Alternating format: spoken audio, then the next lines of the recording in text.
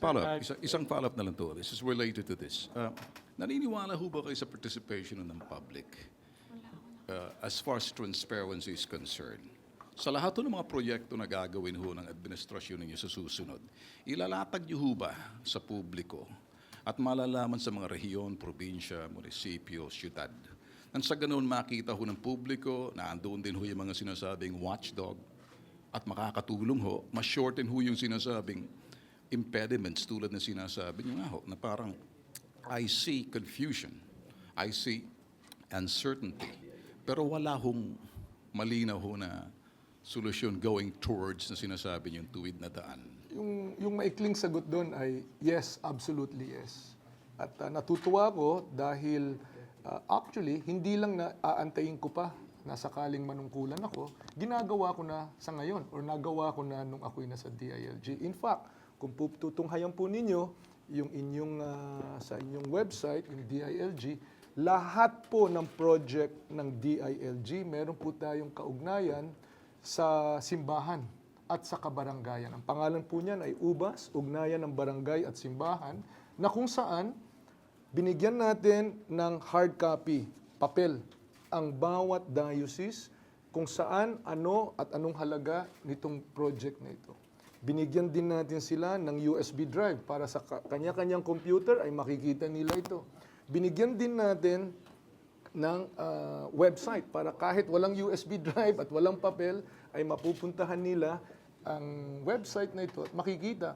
Ito halimbawa yung tubig inumin project sa ganitong barangay, sa ganitong bayan, ito yung halaga nito, ito yung starting date, ito yung supposed to be na bilang ng mga bahay na kokonektahan nitong pipe na ito, and so on and so forth. So, nagawa na natin yan, ginagawa na patuloy ng DILG yan, at makakaasa na sakaling pala rin tayo, ay itutuloy natin yung sistema na yan. Secretary, napakaganda po ng mga programang ganyan para sa transparency. But it begs the question, what happened to FOI?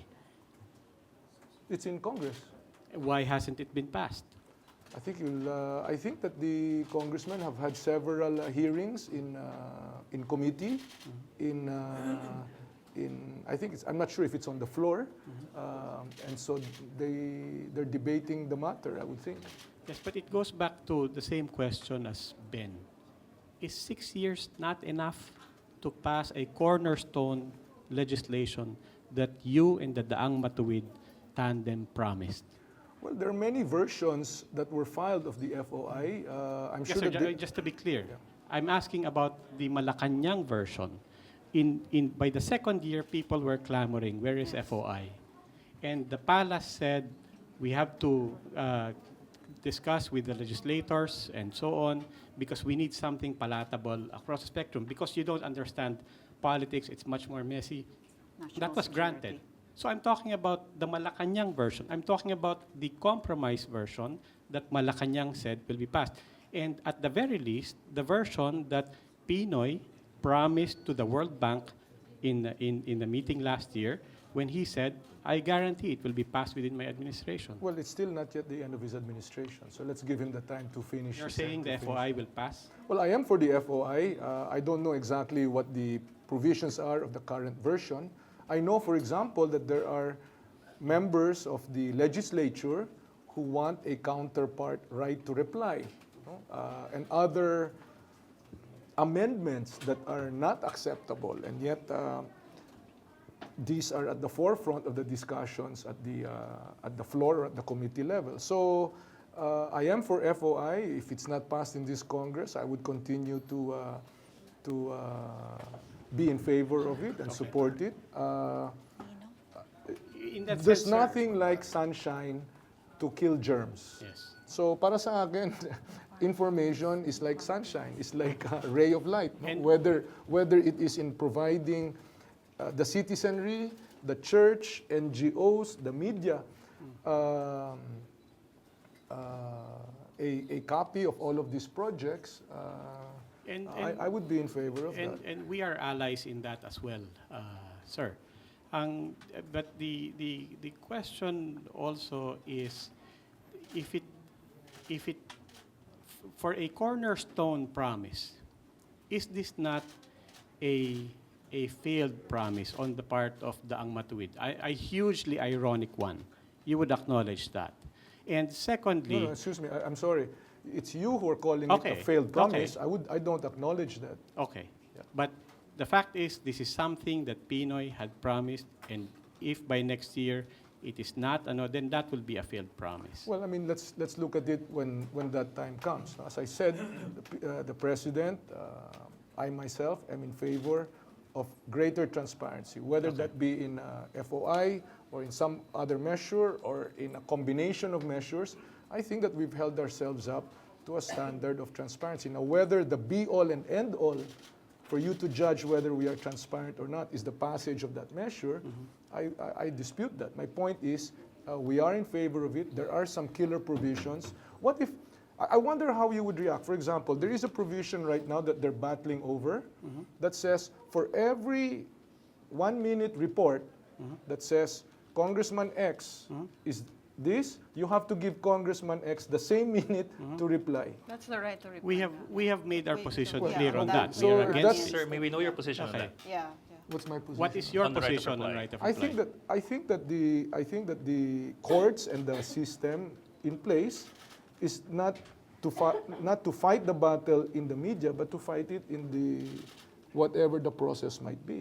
Okay. I mean, you're supposed to report it, di ba?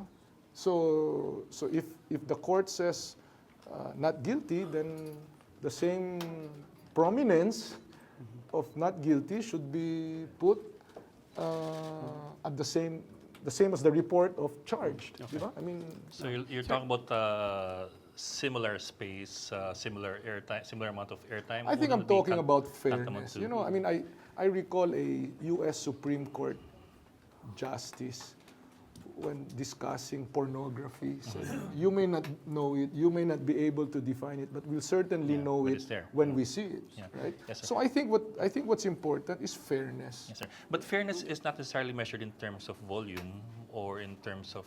I mean, reporters like to say that. Ed, but that's my point, no? That is, you're asking why it hasn't passed. There are issues such as that have not been resolved at the plenary level. So, Yes, so sir. for I you understand, to sir. say, But, No, that's great. for a judgment to be made that it is a failed promise, because there are real issues like that that's being discussed, I think is fair. Yes, sir. Yeah, I think that's what fair, Robles- sir. I mean, we have asked. By the repeatedly. way, what's your position on right to reply? We're- Oh, we're against it. we're against it. We are against it. Definitely. Yeah. Okay. So the point is, here's the president not pushing a piece of legislation to take into consideration your view of your being against right to reply. In other words, kung gusto lang ni presidente na ipasa ito to please you, papasa ito, pero may right of reply ito. Let me be clear, sir. Are you Is that what the blaming? president wants? Are Yeah, you blaming? yeah. Are you What's blaming? the right Are to you blaming reply? the Move media of for the not congressman being? all of a excuse me. sudden a let's not- reason for no, not no, no, no, passing. no. Yes, sir. Don't put words in my mouth. Hold on. Don't put words in my mouth.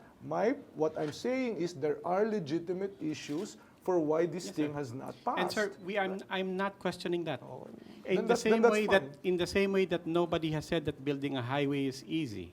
My question is, if it comes to that there is no FOI law at the end of the 6-year term of the Daang Matuwid team,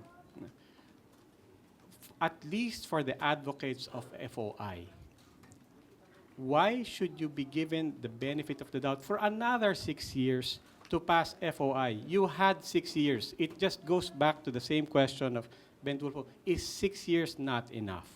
No, I think, as I said, that 6 years is not a question of the term of the presidency. The issues have a dynamic all on their own. We are for transparency. I think that consistently across the board, we have pushed for transparency and we have pushed for good governance. My God, this is a government that 6 out of 6 is going to pass a budget on time so that there's no reenacted budget. And this is a government that has put line item for the budget so that in fact you, the media and the citizenry, can know exactly where these amounts are going to be spent.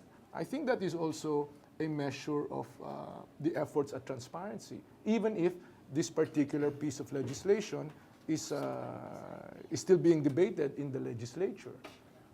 Diba? I mean, what do you say? It's being debated in the legislature. Well, to be fair, sir, you have undertaken steps towards transparency with data.gov.ph. That much is a given. But I think what the point is also is that you're looking at missed opportunities to pass an FOI bill while you have a pro-transparency government, especially since this was promised by Benigno Aquino when he was campaigning. Well, I think that again, no, the president. I was there. I was present when the president said that hopefully by the end of his term, this will be passed into law. The president is also pushing for BBL. I mean, hopefully it will be passed before the end of his term. In fact, there's a deadline or a timetable. Hopefully that before the December term or the Christmas break happens. So governance is not one-dimensional. I mean, there's many. The Congress right now is going through the budget. It's a 3 trillion peso budget. They're scrutinizing it. They're line iteming it. So governance is not simply let's just do one thing or another. Yes, we're trying to do all of these things at the same time. Some we're more successful than others.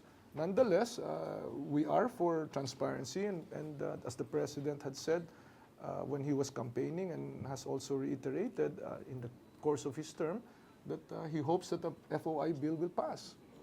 Sir, we have a question from Philippine Star. Yeah. Sir, Paulo Romero, sir. Hi, Paulo. Sir, I think it's safe to assume that you're close to the president and he respects you. And speaking on also pending legislation, will you or can you or would you try to change his mind regarding the bill seeking to lower income taxes? I know that you have a track record on that. You filed the bill when you were in Congress, and the same arguments were raised. I brought my show and tell. Yeah. So, yes, sir. Yeah. so in fact, in contemporary history, the legislation that reduced taxes and increased take-home pay was courtesy of yours truly. When we filed this bill, when I was a senator. No? So it's quite important that our bona fides be well established. Yeah, the yes, sir. president is very well aware of my position and my advocacy. Yes, in this sir. regard. I think being aware as to you taking actual action to have him change his mind, because the same arguments before about revenues being lost are the same ones now. Maybe just the absolute figures are different, no? But it's basically the same thing. So since that's so important to you, then I hope it's still important to you now. It is important to Could me. you? I think I think the issue here, I think it's the time. No? I mean, same with the FOI. Maybe it would be better. Maybe it would be better for that this would be done before the president's term ends, or Congress passes this before the president's term ends. Well, my advocacy is well established. The president, the government has studied this matter quite closely and is continuing. I think what's important to note is that they're continuing to study the matter. It is very easy for those not responsible. It is very easy for the peanut gallery to say, oh, do this, do that, do this, do that. But for the president, I think that it is also his responsibility to look at all of these matters with a great deal of seriousness, because these are serious matters. The continuation of the budgets for many of the programs and projects that the government is undertaking may be imperiled. So that is what the president is weighing. It's not simply, it's so easy to play to the crowd. It's so easy to be populist and say, oh, in fact, let's put it at zero. But where do you end? Where do you end this spiral of, you want to bring it down 10%? Well, let's bring it to zero. Diba? I mean, let's just cut the debate all the way to the end. Let's just bring it zero. But that's not being responsible. That's not being part of good governance. I think the issue is not, do we bring down taxes or not? I think that as a fundamental belief, the money belongs in the pocket of the people who worked for it and who earned it. Diba? Think of this as homeowners association issue. everybody in the homeowners association contributes to the kitty, let's call that the tax, so that there's security, so that there's lighting, so that the basketball court is maintained, and so on and so forth, right? So now the homeowners association is saying that, we're collecting, maybe there's one faction, there's some homeowners that are saying, you're collecting too much, collect less, right? I think the administrator of the homeowners association is simply saying, well, before we simply say yes, let's take a look at it, because what services will be hurt and will be damaged. So I think that an act of responsibility and maturity by the president ought not to be taken against him. He's studying the matter and continues to study the matter. Sir, pardon me if I press this, but I think, again, it would be safe to assume that on matters like this, you're more of the expert than the president. And No, I don't. I never presume that. Let's be very clear. No, the president is the one with the mandate. Yes, we all were just his appointees. yeah, exactly, sir. That's where the start of my question. Is there, because if you really believe in that, I mean, again, we go back to the argument of the same arguments were raised when you filed that bill. So how could correct. it be different now? And again, he said he's studying it. That sounds like, to some or to many, it's like archiving it or shelving it. Well, that's unfortunate. I take the president has always been straight with me. He's So what never. did he say, He's sir, not. when he He's was not a straight? bolero. So he said he's studying it. So I take it at face value. I'm not playing ping pong with the president now. Trying to parse what his words are or not. I mean, he knows what the stand is. He knows that he himself looked at this issue when he was a congressman. I filed this when I was a senator. He was a congressman, and among the matters that we discussed as members of the Liberal Party was the basic premise of liberalism, which is that the money belongs to the people who sacrificed and worked for it. They contribute this to the common weal, to the common good, for common needs, right? And if there continues to be common needs, that's what government is there for. But if in fact there can be a break or there can be relief given, then why not? No? But I think that to simply play to the gallery and simply say yes, of course, why not? I think it's also. I mean, he is well within his rights as leader of the country, as custodian of our entire national interest, not just the interest of one sector or another, as custodian of such, to study this very closely.